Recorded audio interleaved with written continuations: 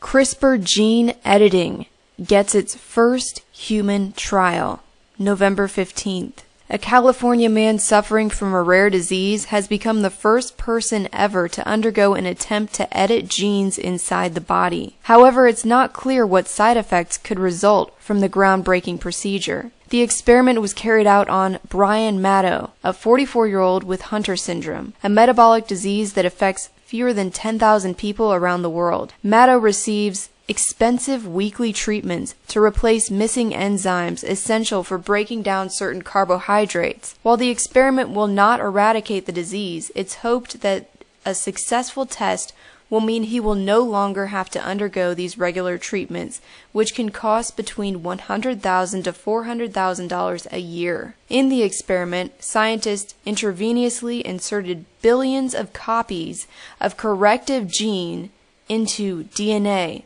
cut with molecular scissors known as zinc fingers. Once inside the body, the new gene and zinc fingers travel into the liver where the DNA is snipped and the fix is stitched into place. Scientists hope the remade cells will then begin producing the enzyme Maddow currently lacks. Dr. Sandy McCrae of Sangamo Therapeutics, the California company testing for this too metabolic disease and hemophilia, described the technique as invisible mending. It becomes part of your DNA, and there for the rest of your life, Dr. McCrae told AP. Although groundbreaking, the experiment carries inherent risks insofar as side effects cannot be predicted, and there is no erasing mistakes the editing might cause. Maddow said he was humbled to be the first person to take part in the groundbreaking study. "I'm willing to take that risk," he said. "Hopefully it will help me and other people." What they start out as a healing technology has the ability to create all-out chaos. Gene-edited mutant ants create chaotic colony. Scientists using radical new technology to create the first ever mutant ants have been left stunned by the effect their experiments have had on the insect's social life. Researchers employed CRISPR-Cas9 gene editing technology, this is the same thing that was used on Maddow, in an attempt to overcome the complex social roles of two different kinds of ants. The plan was designed to create more mother ants capable of giving birth to a future generation of mutants. In both species, Indian jumping ants and colonial raider ants, the removal of genes that are crucial to the development of ants' odor receptors resulted in a near-complete breakdown of the society. The test saw ants wandering away from the colony and refusing to forage for the group. Could this lead to a future that we've been so heavily warned against? The following quotes are from Yuval Noah Harari, an author of Homo Deus, A Brief History of Tomorrow, a New York Times bestseller. He says, "Another danger is on the social level. Due to these new technologies, we may end up with the most unequal society in human history, because for the first time in history, it will be possible to translate economic inequality into biological inequality. In the 21st century, this may change.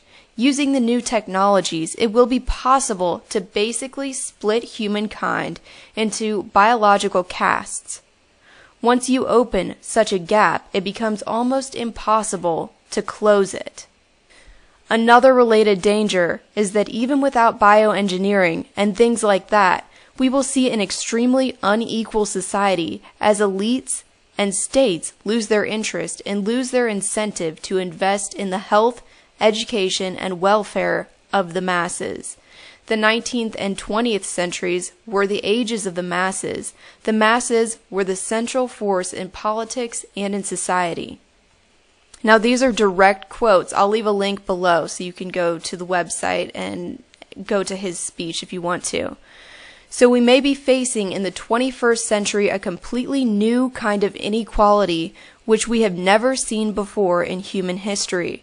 On the one hand, the emergence of a new upgraded elite of superhumans enhanced by bioengineering and brain-computer interfaces and things like that. And on the other hand, a new, massive, useless class, a class that has no military or economic usefulness, and therefore also no political power. Toward the end of his speech, he says, "And now we are on the verge of a new revolution. Authority is shifting back to the clouds, to the Microsoft cloud, to the Google cloud, to the Amazon cloud. Data and data processing is the new source of authority. Don't listen to the Bible and don't listen to your feelings. Listen to Amazon. Listen to Google. They know how you feel. They know you better than you know yourself, and they make better decisions on your behalf than you can." So as you can see by these quotes, what they introduce to all of us as a positive healing technology, the CRISPR technology, can quickly be twisted and used for their sinister purposes. This again is from Homo Deus, A Brief History of Tomorrow. The author's name is Yuval Noah Harari. This was within his talk at the Carnegie Council for Ethics and International Affairs. Thank you so much for watching. God bless and carry on.